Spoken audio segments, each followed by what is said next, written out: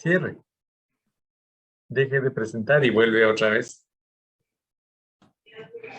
Ya estoy dormida, yo también.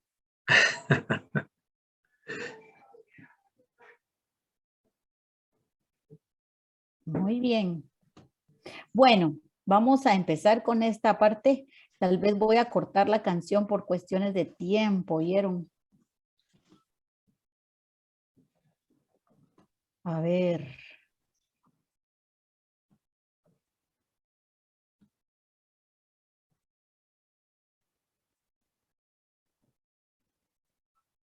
¿Quién es ella? No quiere jalar la cosa. Y se va a quedar sin que la conozcan, ¿verdad? La pobre niña. No, de pobre nada. Pero no ¿Quién lo es? jala. Fíjese que ella es Dani Toraya. Ah, Es una sobrina, prima. Que pues ella se lanzó al mundo de la música. Pero sí, no, de plano no quiere jalar muchos. Así que son las cosas de la tecnología, ¿verdad? Bueno, entonces pasemos a la siguiente función. Buenos días, jóvenes. Gracias una vez más por estar aquí presentes. Estamos en día martes 28. En teoría, esta es nuestra... Todavía voy a terminar un poco con los métodos clínicos de diagnóstico periodontal. Y vamos a empezar con lo que es radiología. El día de ayer todavía no lo he compartido, pero por lo menos al Classroom he subido 2 actividades.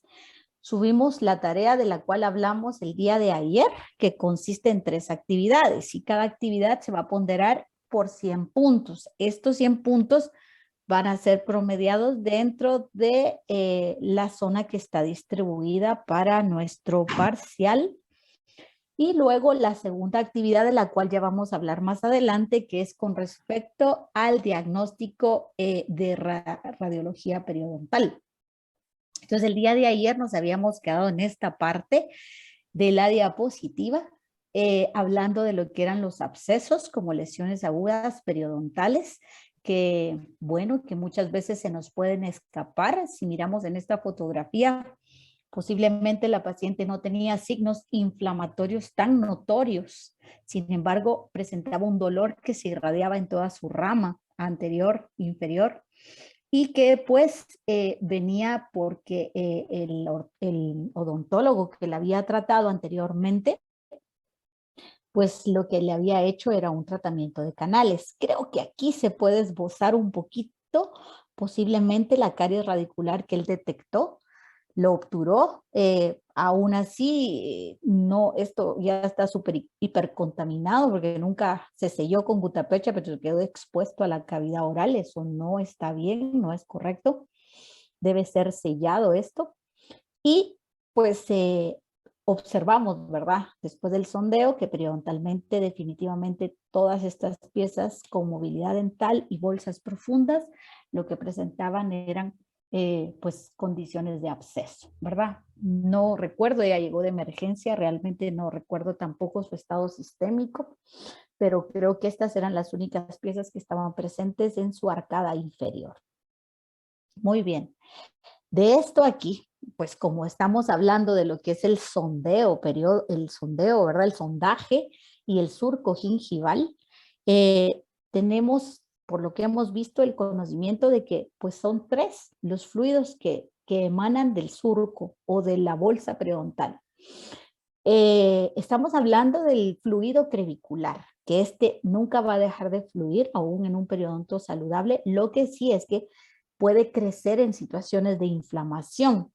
Entonces este fluido sí se vuelve definitivamente, es una, como en mi opinión muy personal, una contraindicación trabajar, digamos, operatoria, restauraciones adhesivas y más si hablamos de cuellos, cuando la condición periodontal del paciente está totalmente enferma, inflamada, porque definitivamente no vamos a obtener buenos resultados de sello adhesivo en esa región. ¿Por qué? Porque ya vimos que los fluidos creviculares aumenta el fluido inflamatorio. Así también ni hablemos del sangrado. Colocar un hilo retractor o algo en un periodonto totalmente enfermo digamos, es una tarea titánica, contraindicada totalmente. Y pues también cuando hablamos de supuraciones, estas supuraciones siempre tienden a ir acompañadas de fluido sangrante y también se tiende a confundir con la placa dentobacteriana o el biofilm. ¿Cómo sabemos distinguirlo? Según el video que vimos la vez pasada de este pues paciente que se apacha con el dedo sin guantes, ¿verdad? El pus tiene una consistencia como que también es como ligosa.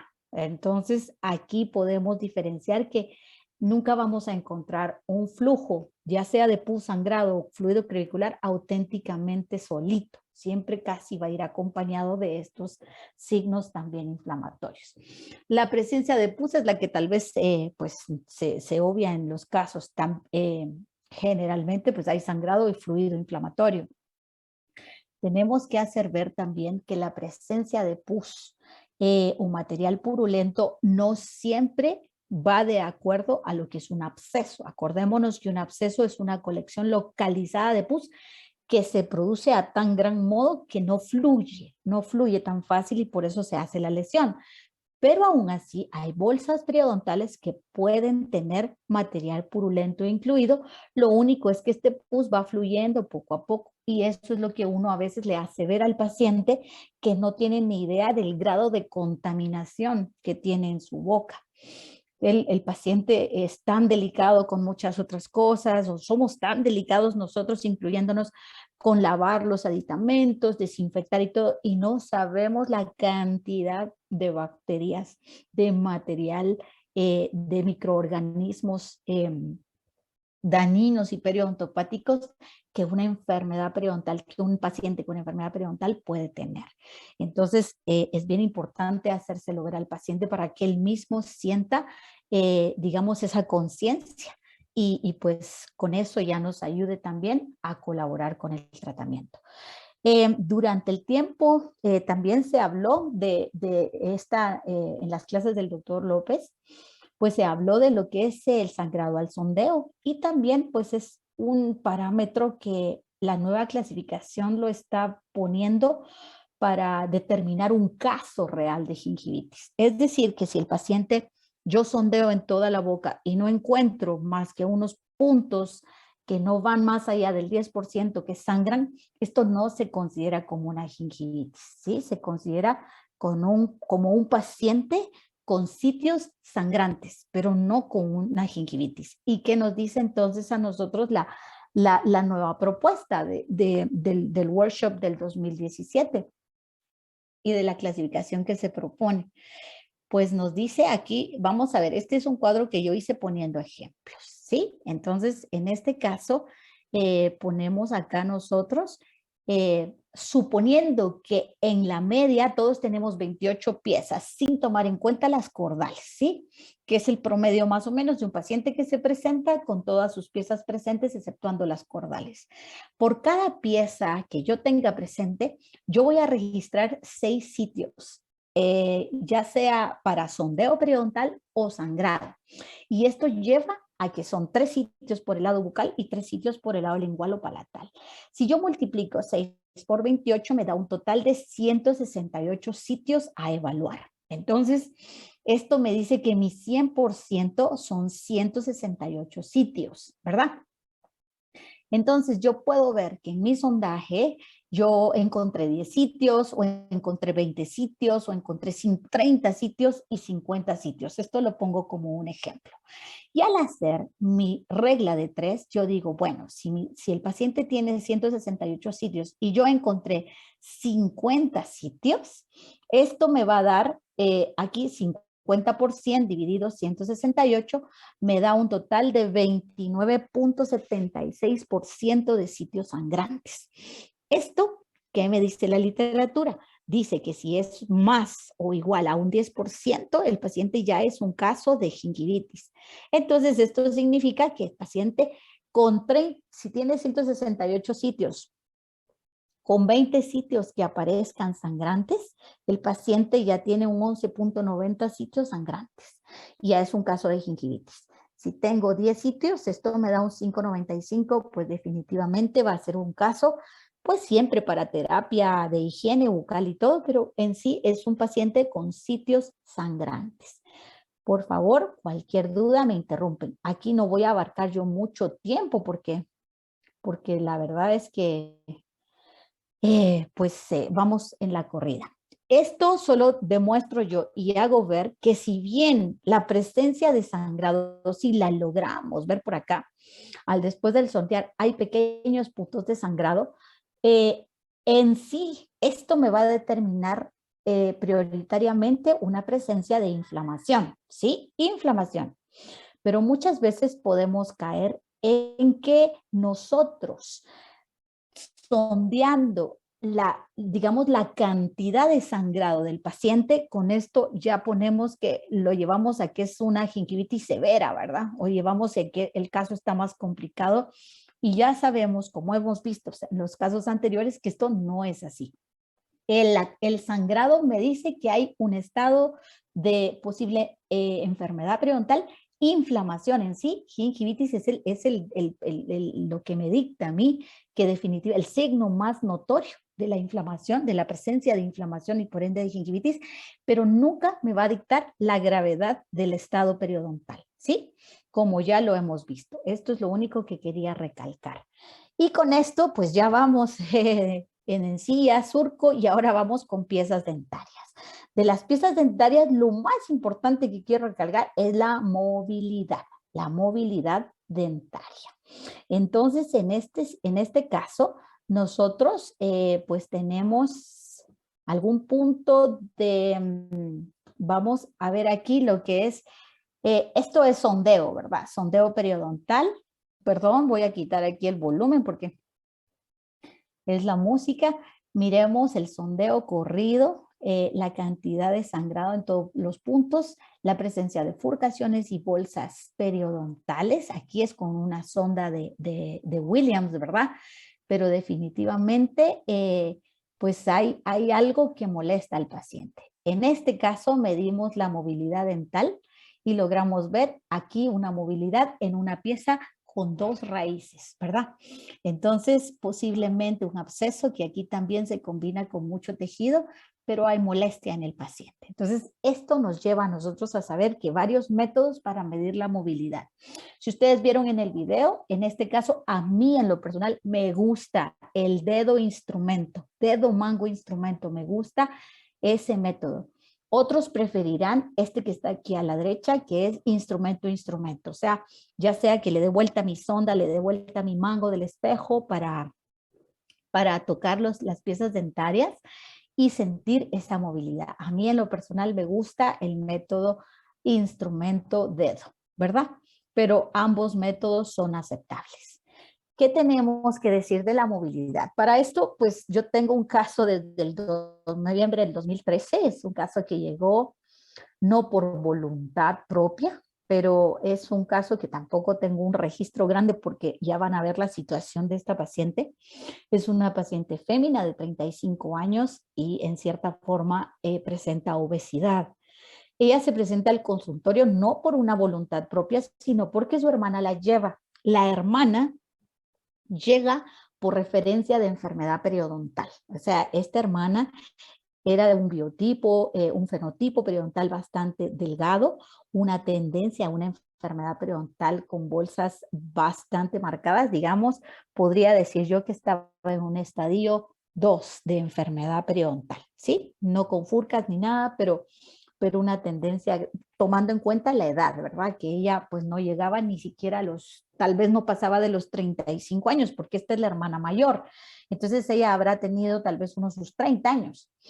Sin embargo, la hermana, después de la educación, decirle su riesgo periodontal y todo, ella piensa rápido en su hermana. Y cabalmente la hermana empieza a presentar molestias y entonces ella dice, le voy a traer a mi hermana. ¿Pero por qué? Porque la hermana llega al extremo en decir, ya no puedo comer, el dolor no me deja en paz. Ella siempre ha sido tratada en el ICS, trabaja en el organismo judicial. Entonces ahí también tienen servicio dental. Y cuando se presentó conmigo, se presentó en estas condiciones, ¿verdad? Movilidades en todo este sector anterior-inferior, las piezas del canino y premolares inferiores, a pesar de que tenían bolsas y todo, estaban todavía con un buen pronóstico. Miremos esta arcada palatal, si miramos todas estas molares aquí abajo y premolares, bailaban puras teclas de marimba. Es decir, lo que ella tenía estable más o menos iba de canino a canino, pero aún así sostenía esto su mordida, ¿verdad? Bolsas profundas, recesiones grandes, como las que miramos aquí en el cuadro superior derecho. Y luego, pues esta es la vista oclusal. Esto fue en noviembre del 2013. En su historial ella dice que sí fue una vez diagnosticada con diabetes, pero es porque definitivamente ella había comido mucha azúcar anteriormente y que definitivamente ella estaba en ver cómo mejoraba su dieta. Definitivamente ni iba a mejorar su dieta y todavía no aceptaba su enfermedad, porque también esta parte es importante, la cual como llegó de emergencia no la indagamos tanto, cometí ese error, la parte emocional. Y tampoco si el paciente no tiende a abrirse, pues uno no puede hacer nada, pero la paciente tenía una emocionalidad bastante comprometida. Mamá de 3 hijos ya mayores, digamos en su adolescencia. Y entonces puedo poner yo que a duras penas pudimos hacer esta evaluación, ¿verdad? En este caso solo puse el dedo, ¿verdad? Miremos la movilidad que hay. Si miramos esto, es un grado 2, ¿sí?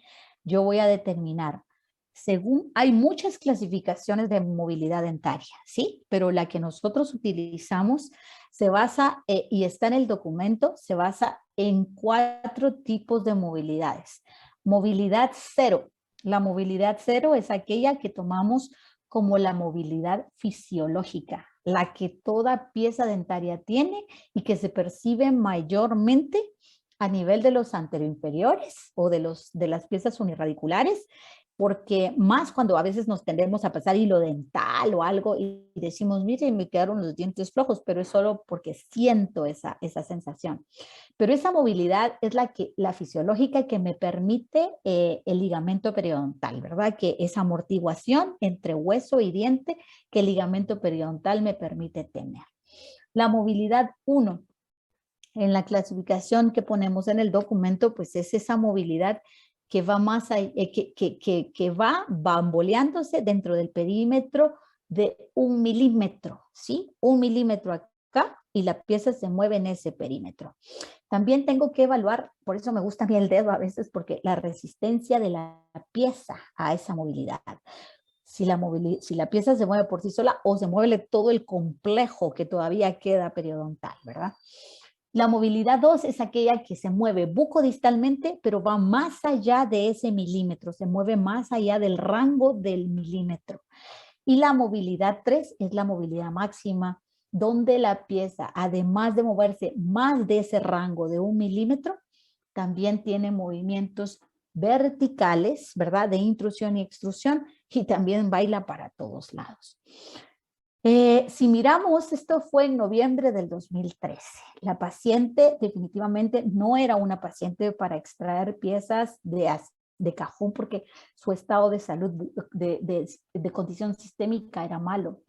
En ese momento yo no tenía glucómetro en el consultorio y entonces yo le mandé a hacer las pruebas. La paciente dice, no, yo no lo voy a hacer porque yo estoy tratada en el ICS y prefiero que en el ICS me traten. Entonces se hizo una proforma de sugerencia en el ICS para que pues se recomendaba en la evaluación periodontal las movilidades, el pronóstico de cada una de las piezas y considerando el estado sistémico de la paciente, aquí no nos íbamos a arriesgar a mayor cosa y lo que urgía era extraer los focos sépticos. Para esto, para que la paciente, a pesar de su condición, tomara la decisión, a pesar de que se refirió al organismo judicial, porque luego me dijo que mejor en el organismo judicial, se refirió al ICS y luego al final paró conmigo 4 meses después. en donde yo dije, bueno, pero no te has tratado, no has hecho las condiciones.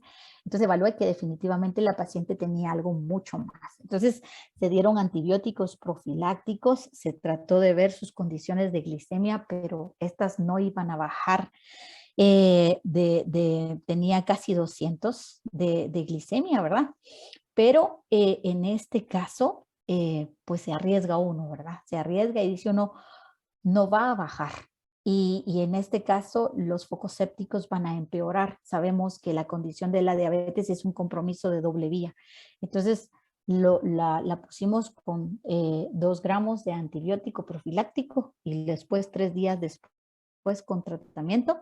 Y en este caso quiero que evalúen bien esta condición. Digamos, si ustedes pueden ver, por eso se le tomó foto.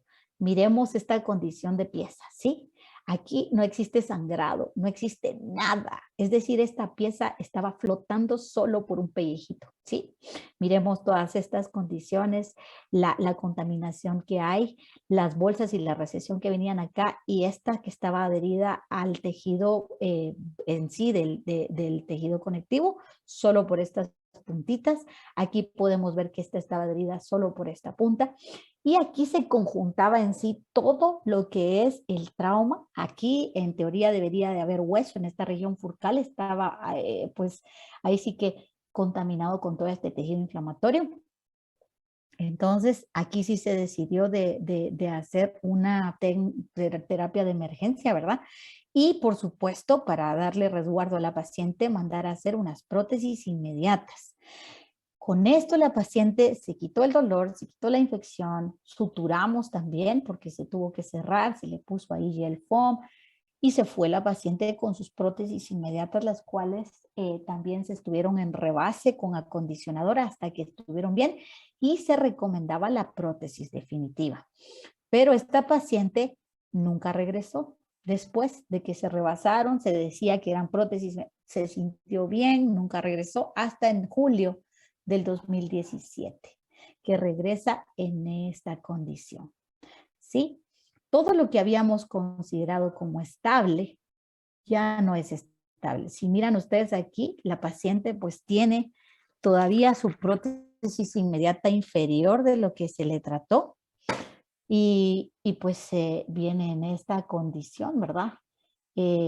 Una condición donde miren el complejo, ¿verdad? Es así como que llegó tampoco por voluntad propia, sino porque su hermana así la llevó, ¿verdad? Entonces, definitivamente aquí el peligro, ¿verdad? De que estas piezas con mal pronóstico, más trauma oclusal, ¿verdad? Y cuánto me queda de hueso para ayudarla con una prótesis. Definitivamente no iba controlada de su azúcar, tampoco es más, iba todavía con más peso del anterior. Y pues la verdad es que a veces como que se nos atan las manos de poder ayudar.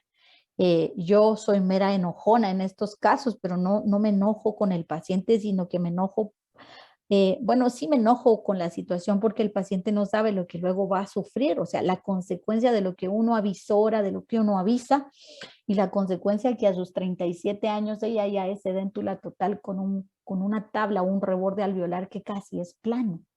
Ofrecer implantes y todo eso es muy vago en pacientes en esta condición. Entonces, eso es lo que a mí me frustra. Realmente mi enojo era más frustración, ¿verdad? Ok. Entonces, por supuesto que todas estas movilidades son grado 3 en donde ya es un signo tardío, ¿verdad? De la enfermedad periodontal, donde muchas veces ya lo que nosotros podemos ofrecer son pacientes que pues se han extraído piezas, se ha colapsado un poco lo que en la anterior, eso sí es un colapso de la mordida, ¿verdad? Que la clasificación lo determina como un estadio 4, ¿verdad? Un colapso de la mordida cuando ya el paciente definitivamente no hay estabilidad. Y esta pues es el caso de otra paciente totalmente distinta, también la llevan, pero ella es una paciente de 70 años, ninguna condición sistémica comprometida, saludable realmente, pero la hija la lleva porque le huele mal su boca y se le ve horrible esto que está aquí. Entonces ella muy contenta, ya totalmente un estado de ánimo muy lindo, pero venía con esto, ¿verdad? Aquí lo que yo quiero que miren es este trauma, ¿verdad? ¿Por qué este diente llegó a ser tan móvil? Aquí sí, el mango de la pinza con el mango del instrumento, miramos las movilidades que hay acá. Definitivamente, en este caso, las bolsas sí son, digamos, profundas, pero no pueden llegar a ser tan profundas, ya que también la pérdida se va grande. Pero sí, estamos hablando de bolsas que llegan, ya que el tejido no se recidiva tanto. Miremos el complejo de esa movilidad sometida a trauma. Todas estas piezas llegan a un nivel de movilidad en movilidad grado 3, ¿verdad? Hay movilidades como estas que se miran acá arriba, donde miramos anterior, que todavía son movilidades que se aceptan y todavía radicalmente hay piezas que se quedan en boca y nos valen oro, ¿verdad? Claro que todo esto va en conjunto ya de establecer diagnóstico, movilidad, posible pronóstico y establecer un plan de tratamiento.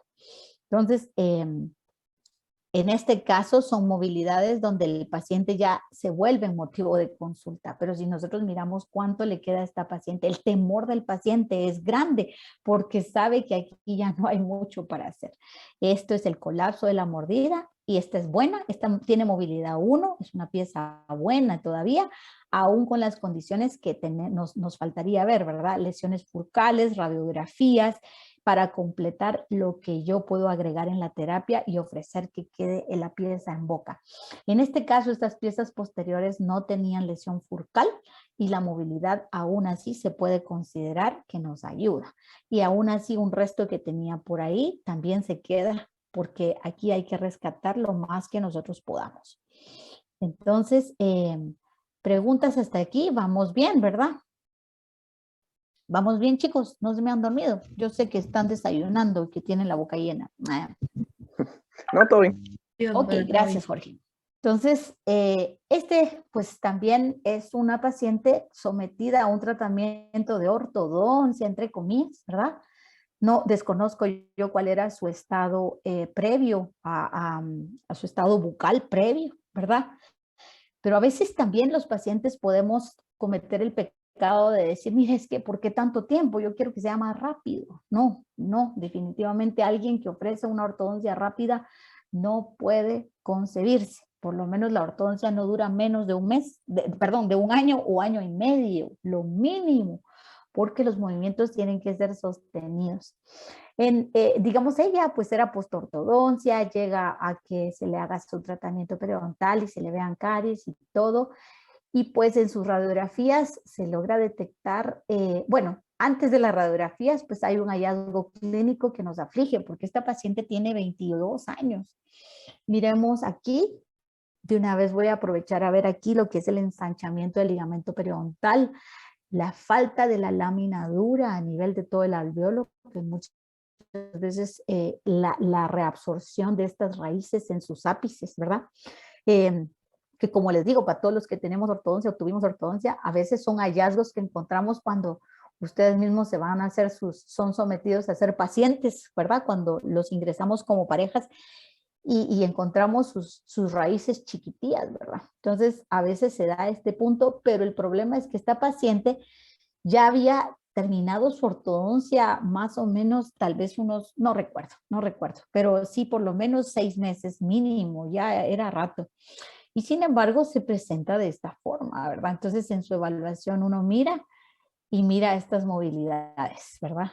Una paciente que dice uno, wow, aquí urge estabilizarla y solo evaluarla. Son movilidades, podría decir que van entre grado 1, ¿verdad? Todavía, pero aquí definitivamente la reabsorción de las tablas se da. ¿Qué espero yo? Estabilizar. Definitivamente esta paciente puede ser que se mantenga durante mucho tiempo que se reduzca esta movilidad, que las piezas se mantengan en movilidad o que simplemente con el tiempo hay que revisarla durante casi por 2 años tal vez, pero tengo que ferulizar, tengo que estabilizar. La paciente no tiene trauma oclusal, su mordida es abierta, le quedó todavía abierta, entonces lo que yo tengo es que actuar en grupo y darle un seguimiento específico a estas piezas porque estas no pueden ser de mal pronóstico, ¿verdad? Entonces hay que darles un seguimiento. Con esto termino lo que es la movilidad dentaria de las piezas dentarias, ¿sí? La medición.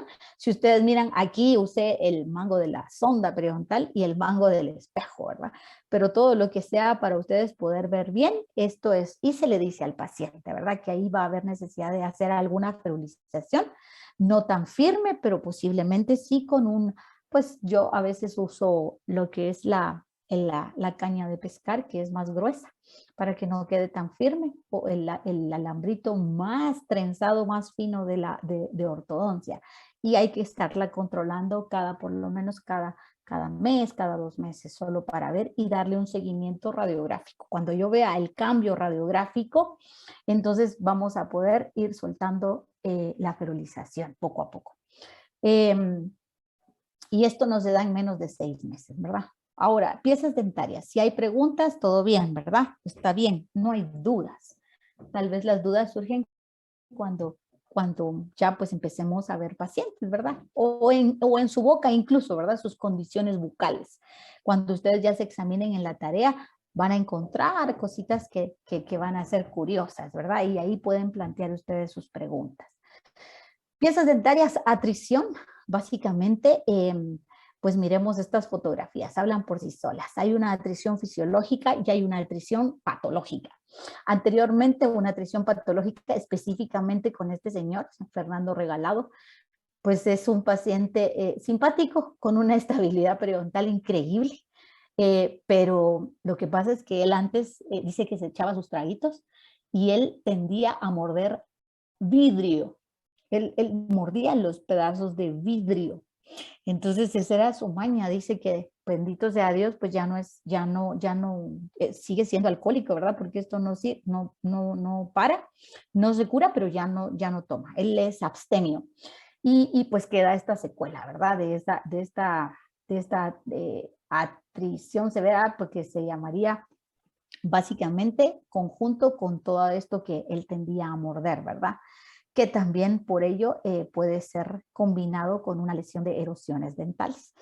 Entonces, básicamente, aquí miramos la condición de él, ¿verdad? También tenemos las caries radiculares, que siempre se dan más que todo en pacientes que tienen expuestos el cemento de las raíces, y pues son pacientes que ya generalmente van en avanzada edad por el cambio de lo que es las condiciones bucales. En este caso es un periodonto sano, un paciente joven, pero yo lo que quise poner es este tipo de caries que, si bien no es radicular, es una caries interproximal que también no podemos exigir una condición periodontal saludable, que se pase el hilo dental y todo, cuando el paciente también pues se tiende a rasgar el hilo dental ahí. Entonces son condiciones que tenemos que mejorar y favorecer para que se pueda el paciente autolimpiar. Luego tenemos las NSCL, que son las lesiones cervicales no cariosas, y entre estas pues abarca lo que es la abrasión, ¿verdad? La abrasión, esta foto la quise poner, es la foto que había puesto anteriormente con transiluminación. Esta es la otra foto de perfil para que miremos cómo el paciente realmente, pues en su afán de higiene, ¿verdad? Miremos acá cómo se trató su boca, ¿verdad? Cerdas duras, pueden ser los abrasivos también de la pasta y pues las condiciones de la fuerza. También se habla de una afracción, todavía no está tan concluido, pero la afracción más que todo se logra ver porque la porción del esmalte en su cara más delgada también tiende a reventarse, entonces se ve como filitos de cuchillo donde se pierde la unión cemento-esmalte, pero eso también es por el trauma de la fuerza masticatoria exagerada. En este caso, miren este nivel de abrasión acá, ¿sí? Pues podemos ver que aquí, miren las condiciones, cómo se preserva la unión cemento-esmalte increíblemente. El peligro aquí es que esta pieza se pueda romper como diente de leche y que también, pues a este nivel dañe a nivel pulpar, ¿verdad? Dañe la vitalidad de la pieza dentaria. Y definitivamente, aunque las condiciones no son tan graves en este paciente periodontales, miremos cómo el paciente no puede ejercer una buena higiene en estas condiciones, ¿verdad?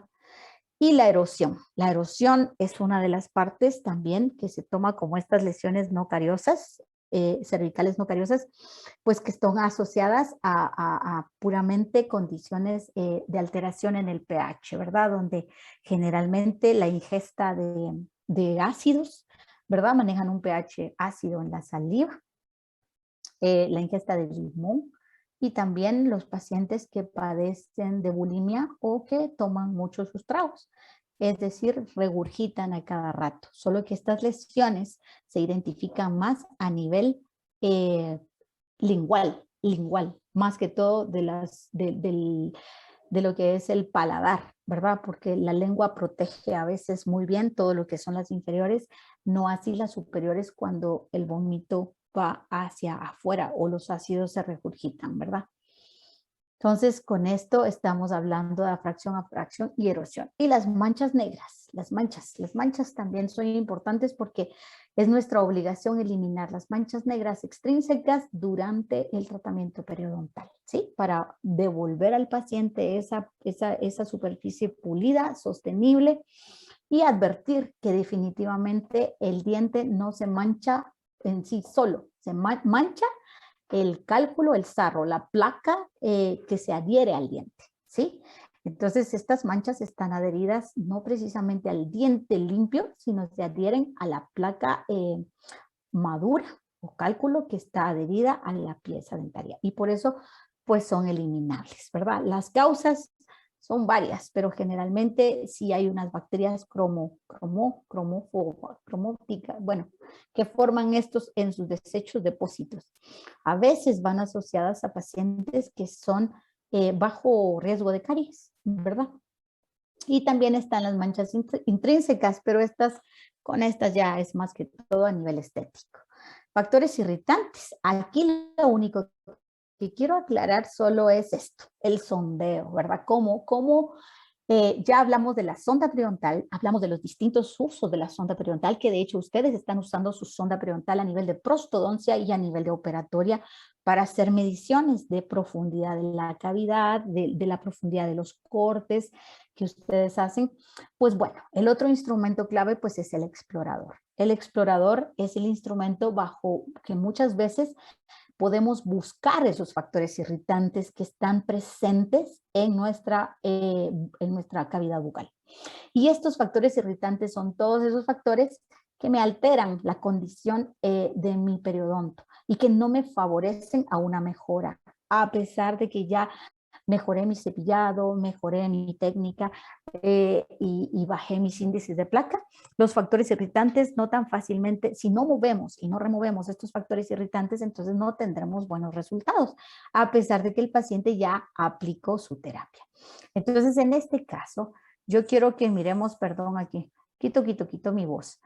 Entonces, en este caso, es muy común que descubramos a los estudiantes usar el explorador en una forma que sea la que no es correcta. Voy a empezar con este video, perdón, porque creo que aquí es donde uno más o menos mira cómo el estudiante ve el explorador y lo usa como que si fuera sonda periodontal, y esto no es bueno. Sabemos que la sonda periodontal por eso tiene un diámetro no menos de 0.6 según los estudios, porque es lo que favorece, y el explorador es puntiagudo, el explorador puya.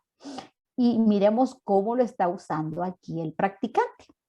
El explorador no es una sonda periodontal, ¿sí? Entonces, esto lo que hace es solo exacerbar el sangrado, lastimar al paciente, que a veces el paciente se queja y algunas otras no se queja.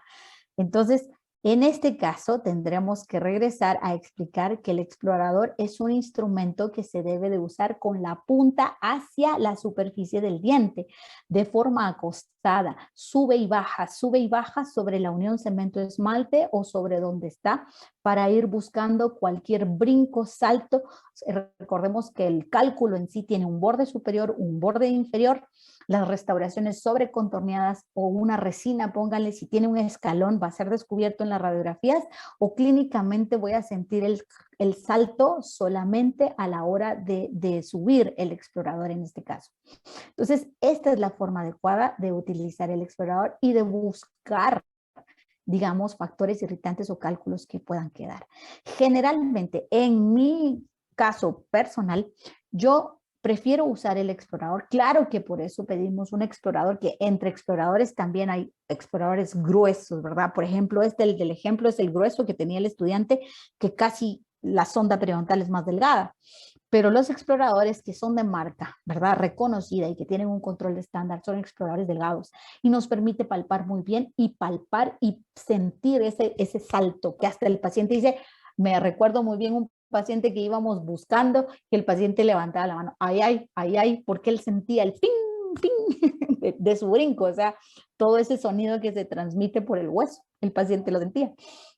Entonces, la mira es lograr enseñarles a ustedes cómo ubicarlos y cómo detectarlos, ¿verdad?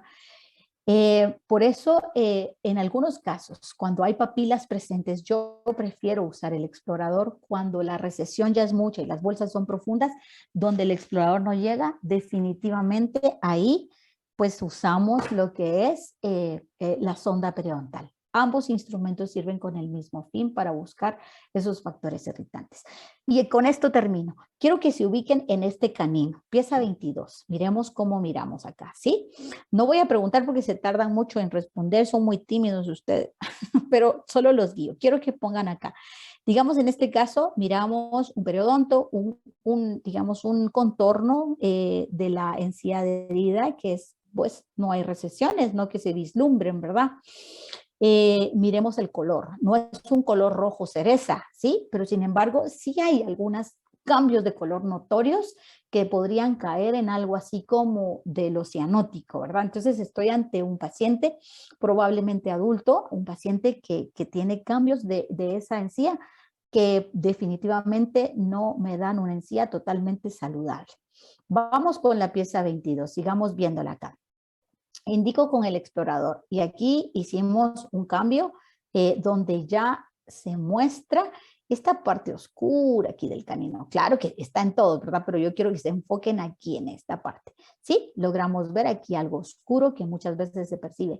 Y la encía habla por sí sola. Cuando ustedes evalúan visualmente una encía donde se mira filo cuchillos, firme y todo, dice uno, wow, pero siempre paso mi explorador, porque el explorador es la magia.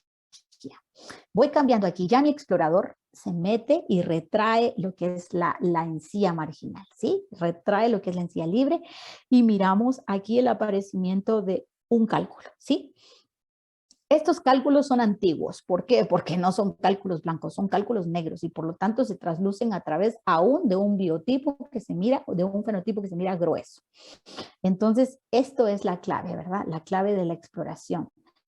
Encontrar definitivamente las lesiones que van más abajo, que vimos en esas piezas que extraímos, pero que no las vemos aquí y que las tenemos que ver con el tacto. Y ese tacto no es con el dedo, el tacto es con el instrumento.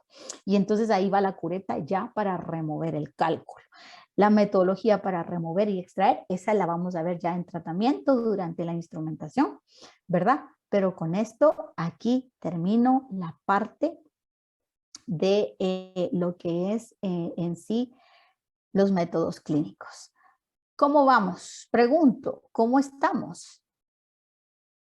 ¿Va todo claro? ¿Ya quieren tocar encía? ¿Ya quieren buscarse ustedes sus factores irritantes? ¿Cómo estamos? ¿Preguntas? ¿Estamos bien? Todo bien, doctora. Gracias. Ok, bueno. Entonces, fíjense que ya compartimos el documento en Canvas. Desde el inicio del módulo 4 está ya el documento de lo que es el diagnóstico radiológico periodontal. Y también está el documento de todo esto que acabamos de ver, ¿verdad? Que refuerza lo que vimos en las clases. Los factores, los elementos clínicos para la evaluación del examen. Y con esto tenemos solo dos actividades, la actividad clínica y la segunda actividad de radiografías que la vamos a hacer en la próxima clase.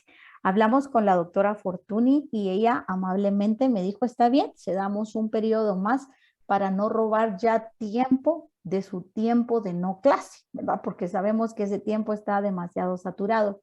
Entonces, la actividad se subió ya a la plataforma de Canvas y también se fue compartida con cada profesor. Entonces, cada profesor también va a publicarla en Classroom y va a asignar el caso que a ustedes les corresponde.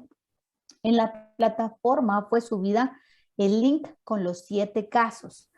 Realmente no son casos así fotográficos y todo como los que vimos con el doctor David Castillo, sino son casos para diagnóstico previo.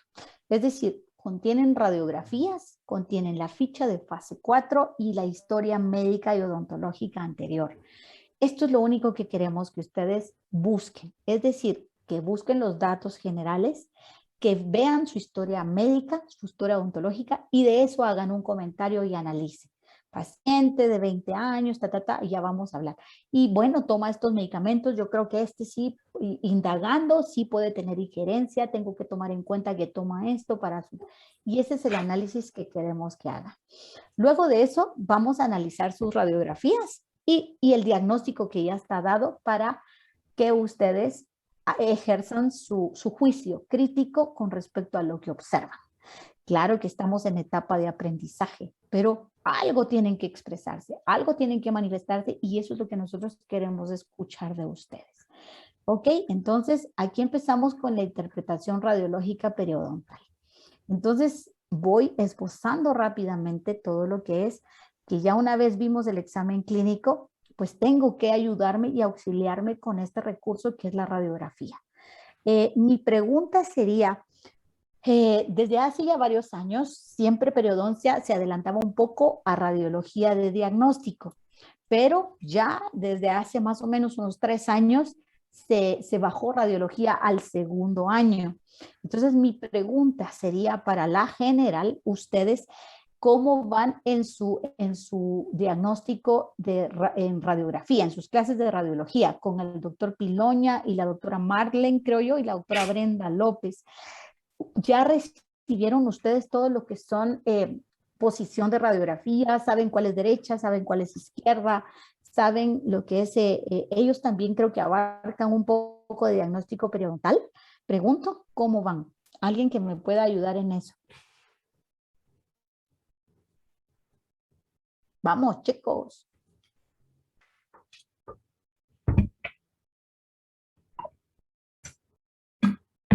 Vamos, Pues Dana. en segundo se empieza como que a ver eso, doctora. O Ok. sea, así como que lo principal, lo básico. ¿Y de radiología periodontal vieron, Katherine? ¿Vieron algo? Ah, No. estoy tratando de recordar, doctora. Tan chula, yo sé. Pero alguien que nos ayude ahí. Doctora, 20. sí lo vimos, pero la verdad fueron así como algunas pinceladas y creo que se hace como más difícil porque estábamos en la universidad cuando estábamos en ese módulo, cabal, antes de que empezara la pandemia y después lo vimos como online y ya no, o sea, no es igual, o sea, Sí, pues, es cuesta cierto. más como que saber virtualmente, o sea, la posición de la radiografía cuesta más que tenerla uno como en físico, algo así, siento yo. Ok, ahorita se les dificulta a ustedes todavía saber cuál es derecha, cuál es izquierda. Es cuál que es nos de- quedamos en la práctica, doctora. Cuando se fue el cierre de la universidad, estábamos todavía en prácticas, entonces ya no las terminamos. Y no las hicieron, no las supieron bien. Va, entonces vamos a ver este ejercicio y cualquier cosa, por favor, me preguntan, porque puede ser que lo básico para uno no sea básico para ustedes y no es mal, no está mal. Lo malo es que no pregunten, ¿verdad? Que no aclaren las dudas y para eso estamos, ¿ok? Entonces voy a empezar con estas limitantes de las radiografías. Entonces, la radiografía sigue siendo un recurso, pero idóneo para todo lo que es la terapia odontológica, ¿verdad? Y específicamente todo lo que es el diagnóstico periodontal. Aún así, cuando hayan surgido nuevas técnicas, y ya vamos a ver de eso, porque también en Canvas yo les compartí un video solo para que se hace como complemento opcional, que se llama manejo de imágenes. Este fue digamos, yo lo logré grabar en la pantalla, ¿verdad? De Málaga del 2017, allá en Málaga, España, y creo que hace un buen análisis de lo que son las imágenes para el diagnóstico. Entonces, lo único que ha avanzado a nivel de radiografías es que antes teníamos analógicas, es decir, metíamos la peliculita, esperábamos el revelador, y ahora pues nos ahorramos ese paso. Ahora pues hay sensores y la imagen aparece rápidamente en el monitor de la computadora. Nos ayuda mucho, nos eficientiza el tiempo y también nos ahorra esos pasos de posible error. Es decir, esos errores que yo no sé si ustedes ya los van a experimentar, pero uno pues metía el líquido en el revelador y se esperaba, usted decía, bueno, tengo que contar, miraba la película más o menos, tanteaba cuando ya apareció la imagen, la meto en el agua y la meto en el fijador. Entonces habían muchos posibles errores de exceso de revelado, errores de exceso de fijado, errores de que los líquidos ya había que cambiarlos y yo tenía que repetir la radiografía. Todo eso ya desapareció. Posiblemente en la facultad todavía van a tener que pasarlo, y cuando empiece uno su clínica, pues no todos tenemos la oportunidad de empezar con un sensor, ¿verdad? Porque bendito sea Dios, cuando ustedes lleguen tal vez ya van bajando de precio, ¿verdad? Porque todo va bajando en ese sentido. Cuando la tecnología es premium, pues sale muy cara y luego aparecen otros y va bajando de costos. Entonces, posiblemente a ustedes ya les va a tocar esta parte del sensor. Ahora, la calidad de la imagen también me ayuda porque puedo jugar con las claridades o no claridades y todo lo demás. Entonces, pero aún así, la radiografía tiene ciertas limitantes que yo tengo que reconocer y que tengo que jugar con ellas, y por eso yo no puedo ejercer un diagnóstico solo con la clínica ni solo con la radiografía. Tengo que complementar ambas cosas. Entonces, aquí es donde viene la magia de reconocer lo que son los recursos. ¿Y cuáles son estas limitantes? Pues las limitantes definitivamente es que es una imagen de blanco y negro y juego de grises, ¿verdad? Pero estos juegos de grises yo los tengo que reconocer. Yo sé reconocer que lo blanco es lo que no me deja pasar el haz de rayos y por ende es algo que es duro, es opaco. Entonces yo identifico que aún el paciente me dice, mire, pero eso blanco es malo. No, ese blanco es una resina, es un relleno y todo eso lo miro. Si lo oscuro a nivel periodontal, sé que definitivamente es ausencia de tejido de hueso, ¿verdad? Como miro yo en estos lugares. Y también, pues ahí voy jugando con los tonos de grises y sé yo, en mi experiencia, cuánto es la tonalidad de una raíz, cuánto es la tonalidad del esmalte. Sé que el contraste del esmalte y el cemento y la dentina se tiene que ver para ver la unión cemento-esmalte. No puedo ver actividad celular, no puedo ver si hay inflamación, no puedo ver si asumo que hay inflamación cuando yo miro estas condiciones de ligamento periodontal ensanchado, cuando miro esta, digamos, rarefacción que se ve, estos cambios de opacidades a nivel del hueso, pero asumo que hay. Pero nunca me voy a imaginar realmente lo que la clínica me va a dictar, ¿verdad? Entonces, en este caso, son situaciones que no van a poder escapar de la situación real. Definitivamente una imagen es bidimensional, es decir, yo solo juego con una transposición de imágenes, que muchas veces hay técnicas mesializadas, distalizadas para asumir si la lesión está por bucal o por palatal o viceversa, pero son técnicas que yo puedo asumir que me ayudan, pero siempre va a ser una imagen bidimensional de algo que hay de 3 dimensiones. Entonces, tampoco voy a ver inflamaciones y por eso viene el arte de la combinación, ¿verdad? Nunca me voy a imaginar que no tengo tabla ósea, bucal o palatal, solamente por un juego de radiografías. Y es aquí donde entra el arte de las otras radiografías, ¿verdad? Que de los otros aditamentos que más adelante vamos a comentar. Solo entonces recordando, definitivamente la técnica idónea para utilizar y para el diagnóstico de estas, condiciones periodontales, pues va a ser la técnica del paralelismo. ¿Por qué? Porque aquí yo estoy viendo que definitivamente, ¿qué tiene de característico? Es la técnica del paralelismo, es la que yo uso con un XCP, ¿sí? Y pues en radiografías de mordida, pues no hay necesidad quizá del XDP porque el LAS se pone en 0 grados y entra perpendicularmente al eje longitudinal de las piezas dentales. Entonces, en este caso, el rayo viene para acá y va paralelamente acá pegando y con esto se da la transposición de mano. Es lo más fiel, específicamente porque a mí en mi diagnóstico periodontal lo que yo busco es la altura de la cresta ósea. Y esa altura se ve alterada cuando esto no se cumple. Y esto es la otra técnica que también nosotros cuando estudiábamos, no sé ahora si ustedes la vean o la prueban a hacer, es la técnica de la bisectriz. Y esta técnica de la bisectriz es cuando ustedes ven el eje longitudinal de la pieza dentaria versus el eje longitudinal de la posición de la película radiográfica que ponen entre el diente. Y luego yo en ese vector saco la línea media y con eso apunto paralelo a mi rayo. Y esto es la bisectriz, pero es calculímetro, ¿verdad? Es calculada porque depende de cómo el paciente detenga la película y todo lo demás. No es una mala técnica, realmente nos ayuda mucho en ciertas ocasiones, pero si es para un diagnóstico periodontal, la técnica del paralelismo es la idónea, ¿sí? ¿Y qué pasa aquí? Que con la técnica de la bisectriz, pues yo voy a tender a sobreangular o a subangular y por esto es que las imágenes me van a tender a causar cierta deformidad y van a aparecer hallazgos que posiblemente no son los reales. Entonces yo tomo estas, pongo de ejemplo estas radiografías. Ambas son de la misma condición, del mismo sector, para que nos vayamos entrenando. Por ejemplo, cuando yo miro las radiografías es como para verlas en un espejo. Si yo tengo el canino aquí a mi izquierda, esta radiografía y las molares van a la derecha, esta radiografía es de mi cuadrante superior izquierdo, ¿sí? Este es cuadrante superior izquierdo, porque las molares van del lado derecho, ¿ok?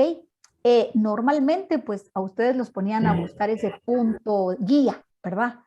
El punto guía que se miraba en la peliculita, pero ahorita es como vernos en un espejo, ¿sí? Yo me pongo de frente y es el lado opuesto, ¿verdad?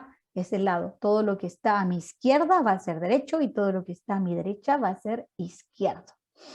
Si nos ponemos de espaldas, es ahí como se mira todo, ¿verdad? No sé si me doy a entender en ese punto. Sí, vamos conmigo. Entonces, en este caso, miremos aquí, la misma imagen con distinta. ¿Qué es lo más susceptible a una técnica, mala técnica de toma angular? En este caso, la cresta ósea interproximal es la que sufre más los cambios. En este caso, pues ustedes dirán, bueno, aquí tiene la cresta casi a nivel de la unión cemento-esmalte, pero no puede ser eso, ¿verdad? Sabemos que nuestra anatomía de periodonto normal, sabemos que existe un nivel de inserciones de inserciones supracrestales, ¿verdad? Que es lo que le llamábamos antes el ancho biológico, y que entonces esto está desfasado.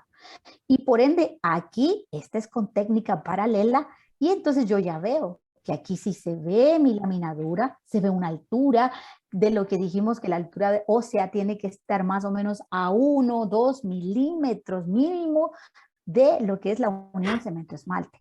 Si ustedes miran, la caries se ve aquí, la caries se ve aquí, la caries se ve más distinguida aquí y aquí. Los puntos de contacto están abiertos, entonces a nivel de operatoria, pues de todos modos lo voy a ver, pero para el diagnóstico periodontal, la cresta es bien importante, ¿verdad? Entonces la técnica del paralelismo es lo más importante. Y por eso aquí yo siempre les recalco a ustedes los criterios famosos de Pritchard, ¿sí? ¿Y qué dicen los criterios de Pritchard? Pues básicamente los criterios de Pritchard solo me ayudan a juzgar la toma de una radiografía, si es confiable o no es confiable.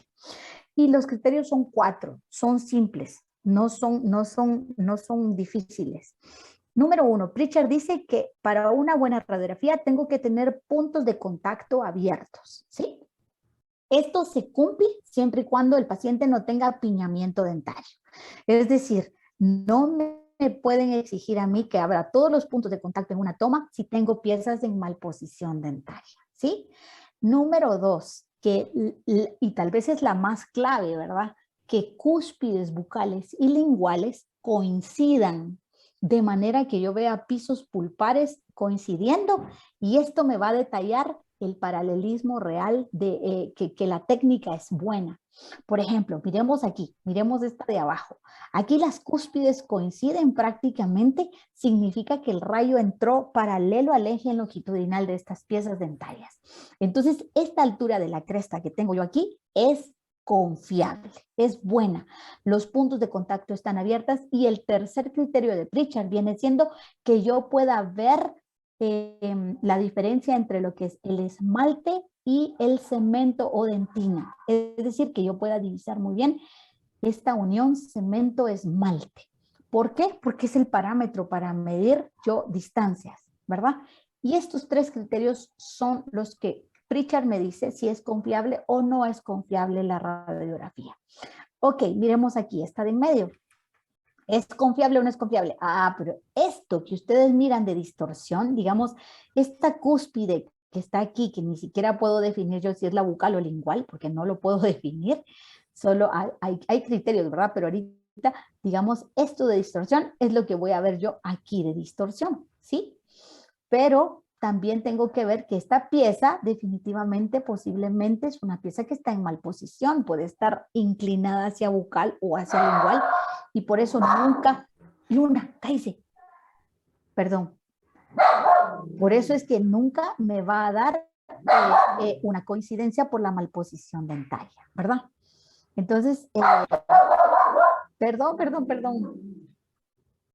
Luna, cállese. Ok, perdón, tengo aquí una perrita cachorra. Entonces, este es el ejemplo. El ejemplo es esto, ¿verdad? Tengo una radiografía bien en paralelismo, y a pesar de esto, aquí no hay coincidencia de cúspides. Entonces, si tengo puntos abiertos, es una radiografía de mordida. Entonces, en mordida generalmente hay paralelismo. Asumo que esta pieza definitivamente está en mal posición. ¿Y qué miro aquí? Miro aquí una cresta que está aquí y otra que se vina por aquí. Esto es como quien dice, sé que hay una cresta bucal, hay una cresta lingual, y definitivamente esto es porque no hay coincidencia. Hay un defecto periodontal en alguno de ambos lados. Y esto clínicamente me lo va a decir el sondeo periodontal. ¿Dónde está el mayor defecto? Esto cuando yo sondeo lo voy a descubrir. No hay lámina dura, hay un defecto de reabsorción aquí, y esta reabsorción más que todo va en defecto óseo vertical. Lo bueno es que la furca no está comprometida, ¿verdad? Entonces, ¿alguien me puede decir de qué lado es esta radiografía? ¿Izquierda o derecha? Es izquierda, doctora. Izquierda. Muy bien, muy bien, muy bien. Entonces, de la radiografía panorámica anteriormente, porque yo creo que el criterio va cambiando. Se decía que eran malísimas, malísimas para el diagnóstico periodontal, porque no son como las periapicales. Y es cierto, nunca van a ser superables, porque las periapicales con esa buena técnica nos dan datos muy, muy característicos. Pero hoy en día debemos considerar también el grado de exposición a la radiación de nuestros pacientes. Y una película panorámica, aunque no lo creamos, nos da más con los aparatos de hoy en día, que son mucho más modernos, menos grado de exposición que tomar un set de 18 películas radiográficas.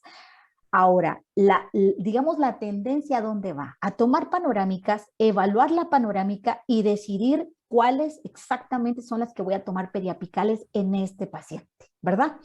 Porque va a ser dependiendo de los hallazgos que yo pueda ver. En una radiografía panorámica yo voy a ver muchos más otros hallazgos, quizá que siempre son obligatorios, por ejemplo, lesiones patológicas, la ATM y muchos otros que ustedes ya habrán recibido en sus clases. Pero para el diagnóstico periodontal, las radiografías periapicales siguen siendo el gold estándar, ¿verdad? Sin embargo, podría yo optar por una radiografía panorámica y decir específicamente cuáles voy a tomar periapicales de los puntos que yo vea que son importantes, ¿verdad? Permítame, no sé si se me escucha porque sale aquí que mi conexión está inestable, entonces voy a desaparecerme de la pantalla, ¿oyeron? Porque sí me interesa este punto. Vamos bien. Vamos bien, chicos. Vamos bien rápido. Muy bien.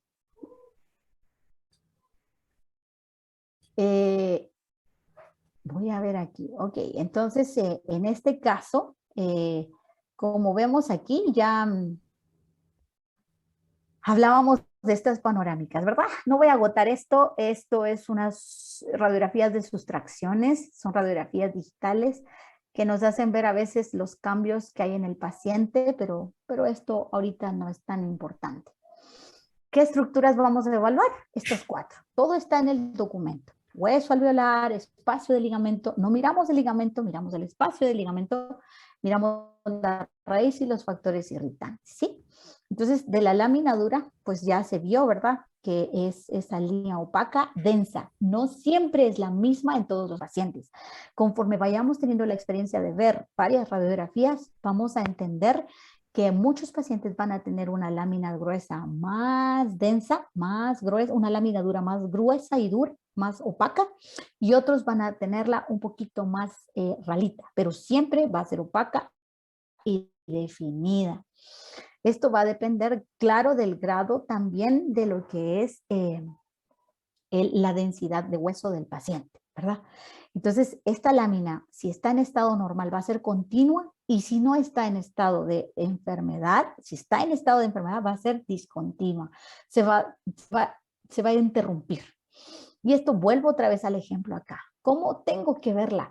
Pues así como miro esto, ¿sí? Claro que aquí es obvio. Miren aquí, miran ustedes este nivel de cálculo que se ve aquí. No todos los cálculos son visibles radiográficamente, pero son hallazgos que si los miro, solo me dicen el grado de cronicidad que tiene, de mineralización que tiene ese cálculo para que se deje ver radiográficamente.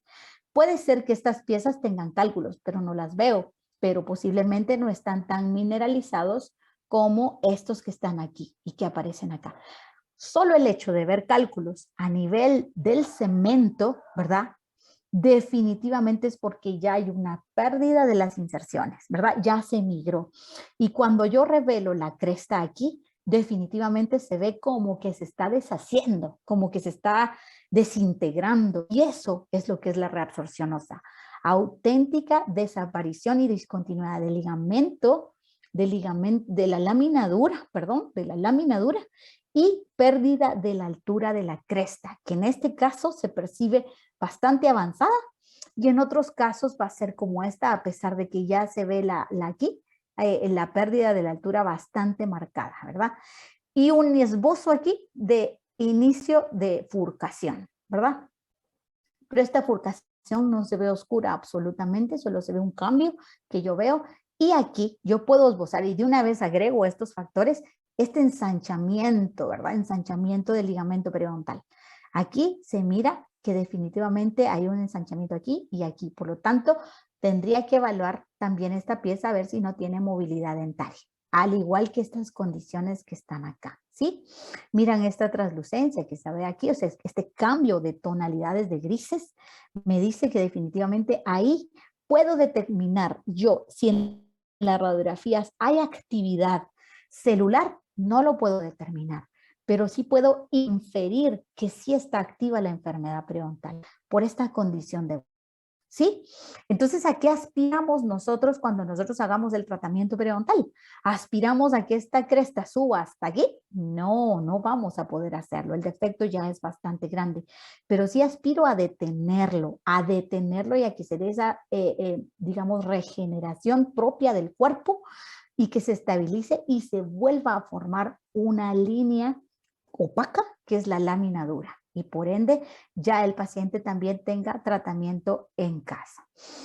Entonces, ¿qué evaluamos de la cresta? Evaluamos la forma, la altura, la densidad y la continuidad de la lámina dura. Definitivamente la forma de la cresta va a depender del grado de convexidad de las piezas dentarias, ¿sí? Y del contorno que tengan. Por ejemplo, en el área anterior vamos a ver picos, ¿sí? ¿Por qué? Porque generalmente aquí las raíces están más juntas. Aquí miro yo un pico bien marcado y aquí ya no lo miro tan marcado, ¿sí? Aquí miro que hay cálculos, pero depende también de la profundidad de mis bolsas y si hay pérdida o no de la adherencia. y recesiones o no, que eso lo complemento clínicamente. Y también en posterior, pues generalmente las crestas son planas, mucho más planas. ¿Por qué? Porque las piezas son más convexas y las raíces están mucho más separadas, ¿verdad? Entonces, esta es la forma de la cresta. En cuanto a la altura, pues eso ya lo saben, lo normal, ¿verdad? Es lo que me ocupa a mí, lo que es ese nivel de inserciones supracrestales, ¿verdad? Y en este caso, pues tengo que ver que esta cresta nunca, a veces el error es decir, ¿a cuánto tiene que estar la altura de hueso normal? A nivel de la unión, no, porque el sello de la encía se tiene que dar y para eso hay un espacio de 1.5 a 2 milímetros y por ende la cresta en sus condiciones normales tiene que estar a esta altura, nunca a nivel de la unión cemento-esmalte. ¿Puede ser que en la radiografía se encuentre la cresta ósea a nivel de la unión cemento-esmalte? Sí. ¿Por qué? Porque la tomé mal, la tomé sobreangulada o biangulada y por eso la cresta se me desfasó. Pero eso, para eso son los criterios de Pritchard, para descubrir, no, esta radiografía está alterada, pero me da información, ¿verdad? Y entonces ahí ustedes ya van viendo. Pues a nivel de esto, estoy hablando yo de que muchas veces ustedes solo con ver esto dicen que ya es un defecto vertical, pero no. Yo lo que quiero ver es que depende, la posición de la cresta va a depender de la posición de las piezas dentales, lo mismo que dijimos a nivel de la altura. Es decir, que si las piezas están mesializadas, si están torcidas por la pérdida de alguna pieza, la cresta también se va a inclinar. Es decir, que si la unión cemento-esmalte no está alineado consigo mismo, la cresta va a tomar esa forma de esa línea imaginaria entre la unión cemento-esmalte que se da entre las piezas vecinas. Es decir, ¿sería este entonces un defecto óseo vertical? No. Primera vez hay línea, hay lámina dura y porque la posición de la unión cemento-esmalte de una pieza con otra obedece al paralelismo que hay entre la forma de esta cresta. No así aquí abajo, ¿verdad? Esta condición definitivamente es un auténtico defecto vertical, ¿sí? Una bolsa infraósea. ¿Es por qué? Porque definitivamente se está dando bien localizado en estas piezas y no afecta paralelamente a las piezas, sino que afecta más siempre a una que la otra. Este es el auténtico defecto vertical. No coincide el paralelismo entre la unión cemento-esmalte de una con la otra, ¿verdad? El tiempo se nos es cortito. Vamos a ir viendo. 15 minutos antes paro, aunque no termine todo el contenido. Perdón por llevarlos tan corridos. Entonces, hablamos de un patrón de pérdida ósea, ¿verdad? Ya dijimos en nuestro, voy a adelantarme, lo que pasa es que yo quería que vieran imágenes, ¿verdad? Pero hay un patrón de pérdida ósea horizontal y este patrón, este sí se puede evaluar muy bien a nivel de las radiografías panorámicas, porque aquí sí se mira muy bien todo el patrón de la pérdida. Generalmente este patrón de pérdida es la pérdida ósea que se da paralela a todas las uniones de cemento-esmalte y se da así, como se dice, horizontalmente, ¿verdad? En cambio, el patrón vertical es aquel que no obedece ese paralelismo, ¿verdad? Se da totalmente angular, defectos óseos angulares o simplemente pérdidas verticales, que son reabsorciones. Generalmente la pérdida vertical se da localizada, aún así la pérdida horizontal también se puede dar localizada. Anteriormente se asociaba la pérdida vertical o la pérdida angular a las periodontitis agresivas. No es que hayan desaparecido las periodontitis agresivas, porque se detectaba que estas periodontitis eran de una rápida reabsorción, o sea, avanzaban a paso galopante. A pesar de ser crónicas, avanzaban. La pérdida ósea era mucho más acelerada. Pero hoy en día, como no hay pruebas contundentes de que la dinámica de la periodontitis sea distinta en ambos lados, se reunió todo en una misma periodontitis, solo que cuando nosotros divisamos pérdidas angulares, definitivamente nos vamos al estadio 3, ¿verdad? O sea, para avisorar que son pérdidas que nos tienen que alertar, ¿verdad? En este caso, una vez encuentro una pérdida vertical, esto me lleva ya de una vez a ubicarme en un estadio 3, ¿verdad? Entonces, los cambios, la nueva clasificación, me voy a adelantar a un cuadro que tengo acá. No sé dónde lo tengo, pero por ahí lo tengo. Porcentajes. Por ejemplo, en la clasificación del 99. Aquí es como un vaivén, ¿verdad? Aquí habría que atravesar todo lo que es la historia de la odontología y de la periodoncia para decir que nuevamente retomamos cosas que antes habíamos dejado. Por ejemplo, antes de la clasificación del 99, la pérdida ósea se miraba a nivel de tercios, es decir, tercio inicial, tercio, si se daba en este tercio era inicial, si se daba en este era moderada y si se daba en el tercio. Pero pues los autores de ese tiempo decían, bueno, pero es que los rangos son demasiado para establecer un pronóstico. Es decir, no es lo mismo ubicar una periodontitis moderada en inicios del segundo tercio que ubicar una periodontitis moderada a finales del segundo tercio, ¿verdad? Entonces, en el 99 nos llevaron a ubicar la pérdida ósea en porcentajes. Es decir, en porcentajes tomando en cuenta el 100% de la raíz. Y esto nos lleva a que la pérdida ósea es básicamente a nivel de un 10%, de un 33% y más del 33% se consideraba como severa. Entonces esto ya era como más promisorio, en donde a pesar de detectar una periodontitis en condiciones severas, el pronóstico no precisamente era malo, ¿verdad? El pronóstico podía ser bueno, pero ya nos alertaba de que más de severo para el paciente, solo más severo, ¿verdad? Podría decirse un severo con buen pronóstico o un pronóstico dudoso o un severo con un pronóstico ya muy desfavorable, ¿verdad? Pues abarcar la palabra rarefacción a veces no nos gusta porque luego el estudiante le pone a todo que todo es una rarefacción, pero la rarefacción solamente es un cambio de translucidez en la trabécula ósea. Es decir, donde debería de haber una trabécula digamos, como quien dice parejita, encuentro yo que hay cambios de lucencias y eso es una rarefacción, pero toda esa rarefacción tiene un nombre. A nivel periodontal nosotros le llamamos reabsorción de la cresta, ¿sí? Es decir, cuando se ve a nivel de la parte coronal de esa cresta y se ve ese cambio de lucencias. Entonces eso es una reabsorción interproximal y la pérdida de la laminadura. Luego hay otro tipo de rarefacciones que a nivel periodontal no son de implicación, ¿verdad? Tengo que diferenciar las rarefacciones periapicales, que muchas veces son por causas endodónticas o por fracturas de raíz, las áreas de furcaciones, que son importantes para establecer un pronóstico, y los abscesos periodontales, que van de la mano con la reabsorción interproximal. ¿Por qué?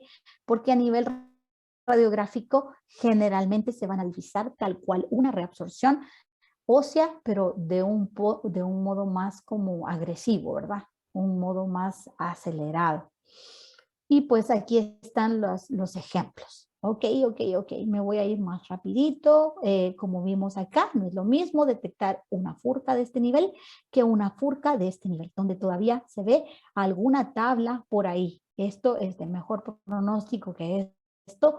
Aún así, esto no es de mal pronóstico del todo si yo puedo garantizar en mi paciente un punto de higiene interdental. Miremos este ejemplo que está aquí, o sea, este es un ejemplo de lámina ósea dura, de lámina dura, bastante gruesa, increíblemente gruesa. No es muy normal encontrar un nivel de lámina dura de este nivel. ¿Esto podría tomarlo como un defecto vertical? No. Número 1, hay lámina dura y número 2, hay malposición dentaria. Es decir, la unión cemento-esmalte aquí y la unión cemento-esmalte aquí no coinciden en altura. Esta pieza está como en efecto de dominó, se corrieron, hubo una pérdida de una premolar aquí. Siendo esto el lado derecho, siendo esto el lado izquierdo, ¿verdad? Entonces hay una pérdida aquí y por ende la cresta solo tomó la forma de la posición de las piezas dentales. ¿Ok? No me voy a detener a explicar esto porque el tiempo nos amerita, pero lo vamos a reforzar en la próxima clase.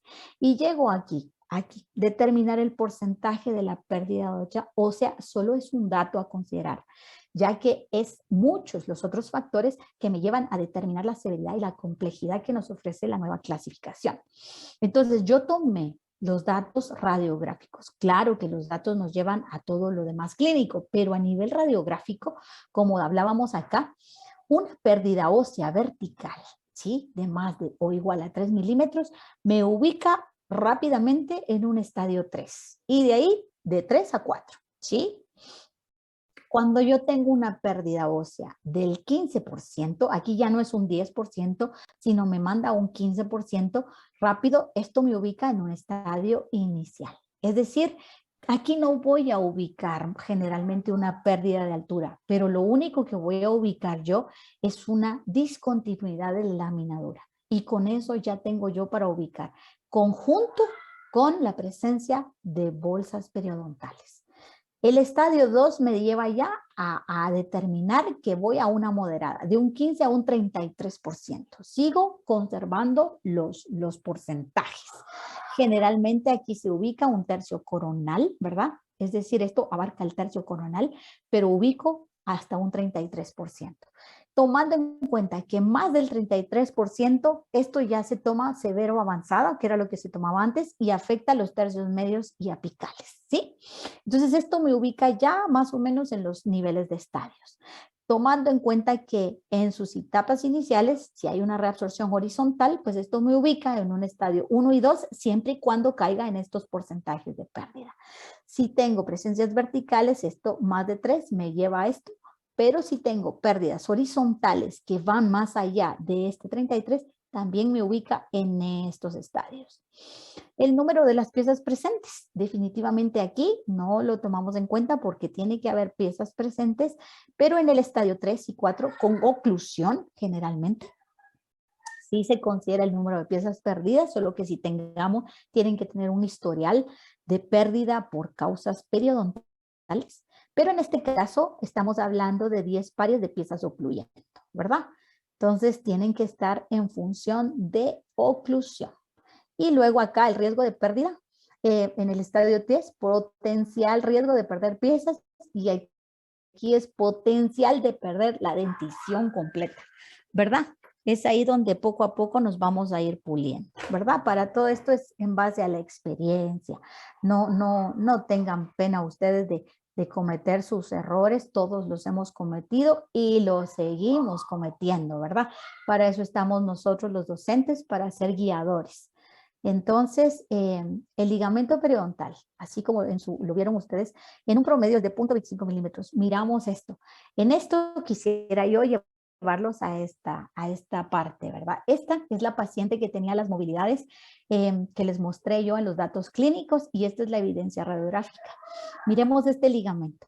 Por eso les digo, con la radiografía yo sí puedo ver en cierta forma, puedo inferir alguna actividad. Yo miro que aquí no hay laminadura, ¿sí? Claro que es una paciente de 70 años, pero no hay laminadura ni siquiera acá. ¿Y eso qué significa? Miren el ensanchamiento del ligamento, desapareció esa laminadura. ¿Es por qué? Porque las movilidades de esto es de todo este complejo óseo, ¿sí? Entonces yo puedo divisar que aquí sí hay una actividad. Hay una actividad que tengo que completar junto con la clínica. De las raíces, bueno, pues sabemos que si una proporción es normal de 1 a 1.5, va a ser importante, y esto me da risa porque cuando nosotros hicimos nuestra práctica en periodoncia y nos tomamos las radiografías entre todos, una de mis amigas, pues el hallazgo fue ¿verdad? Encontramos el enanismo en sus piezas dentales y ya estaba asustadísima, pero nunca lo había visto. Sin embargo, mientras no haya riesgo periodontal, pues las piezas pueden estar bien ahí, y mientras no haya trauma oclusal. Pero sí tenemos que advertir que una bolsa de 5 o una pérdida ósea aquí de 5, una pérdida de inserciones, no va a ser la misma que en una pieza larga, ¿verdad? Entonces, eso es de lo que hay que cuidar a nuestros pacientes y advertirles el riesgo.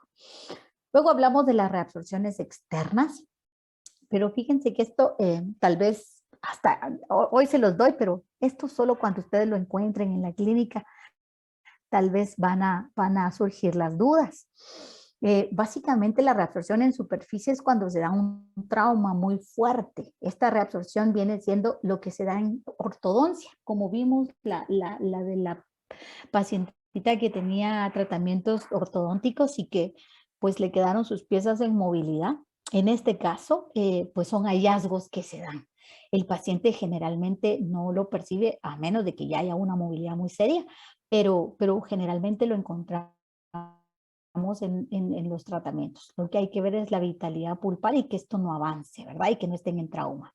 Pero estas reabsorciones son generalmente por estas causas, ¿verdad? Se empiezan a ver estos ápices más romos.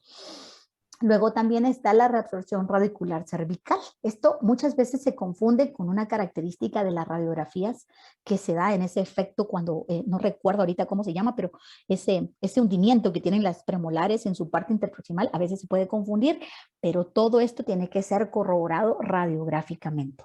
Generalmente cuando nosotros estamos haciendo nuestro raspado y alisado, podemos detectar aquí ciertos defectos a nivel radicular. Diferenciarlos entre una caries y entre una reabsorción neta es el desafío. ¿Y cómo se diferencia? Bueno, pues básicamente nosotros podemos palpar esa dentina dura, y generalmente la caries pues es blanda, ¿verdad? Y generalmente pues a veces sí es asintomático, solo se encuentra. También hay que vigilar por la vitalidad de la pulpa. La reabsorción inflamatoria externa, esto es como el caso en que yo les conté, es este caso, ¿verdad? De aquí, miren aquí, hay interna y hay externa, pero esto es el que avanza a nivel del cemento y avanza hacia la pulpa. ¿Hay tratamientos? Sí hay, son un poco más complejos, hoy en día hay materiales buenos para rescatar y detener esto. A veces se tiene éxito, a veces no se tiene éxito, pero siempre es bueno intentarlo. Aquí hablamos de la hipercementosis. ¿Qué les puedo decir? La desaparición de lo que es el ligamento periodontal. Perdón, me pasé a la anterior. Esto es la hipercementosis. Generalmente pues hay crecimientos a nivel de estas raíces y generalmente estas hipercementosis tienden a avanzar a lo que es la anquilosis. Ese es el riesgo mayor.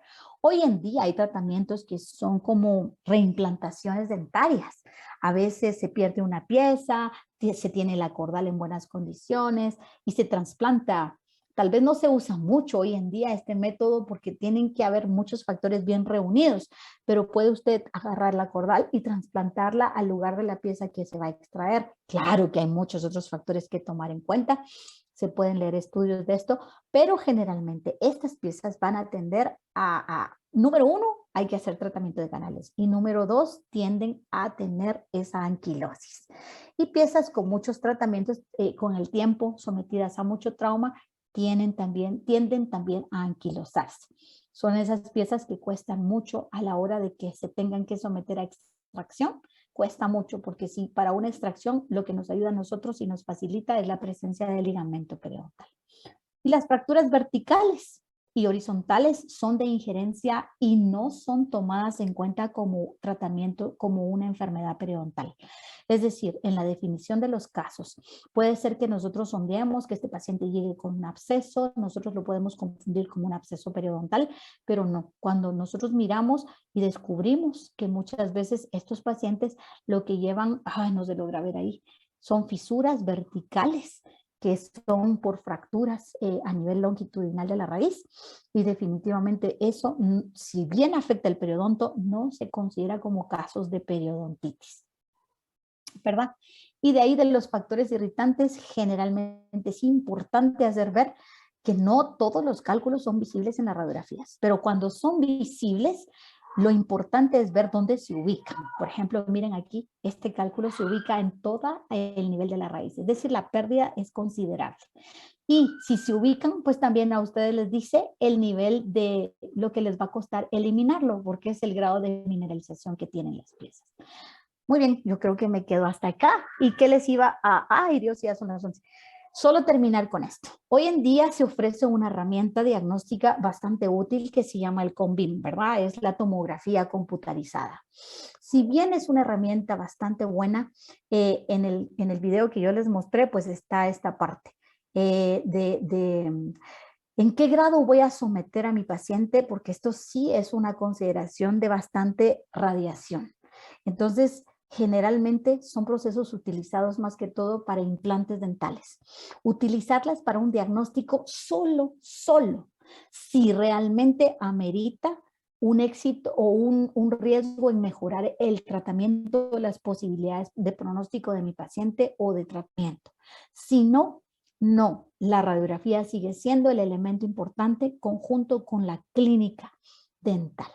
¿Ok? Entonces, perdón, no había leído el chat. Aquí dice, como dijo que se llamaba. Ay, perdón, ¿que se llamaba qué? Me quedé atrás. Convin. El CONVIM, CBCT, se le dice, CONVIM. Entonces esto, si ustedes miran aquí, gracias, aquí se pueden ver los defectos y todo lo demás, pero realmente a nivel de la tabla ósea, fíjense que no es tan exacto. Según el estudio y la presentación que se hace en el video que les compartí yo en el Canvas, definitivamente sigue siendo la radiografía periapical más exacta que el CONVIM. Ahora, ya para medición de furcas y terapias de las piezas trifurcales, sí puede ser de más ayuda solo si se ofrecer una buena terapia en el paciente. Si no, no amerita el riesgo.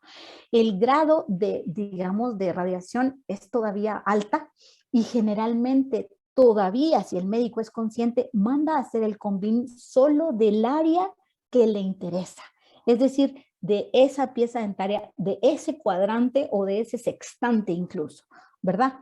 Para evitar tener que exponer al paciente a estos grados considerables de radiación.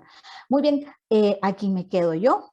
Perdonen, la otra semana lo único que yo les tengo que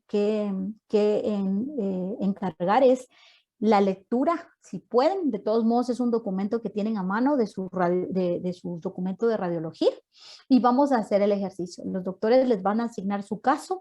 Prueben si por favor pueden meterse a Canvas a ver los casos. No son los 7, uno es lo que ustedes van a analizar y vamos a usar ese tiempo en clase. ¿Oyeron? Y eso hasta ahí llegó. ¿Alguna pregunta o duda?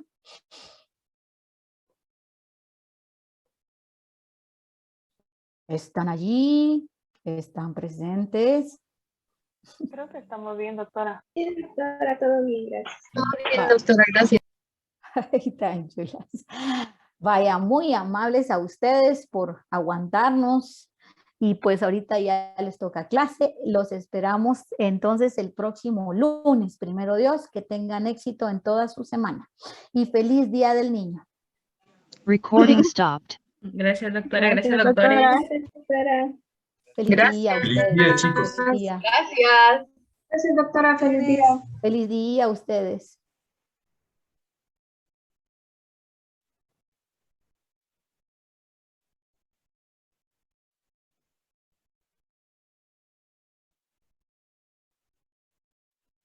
Miren ese gato, así está. Así se están en las clases. Qué bueno.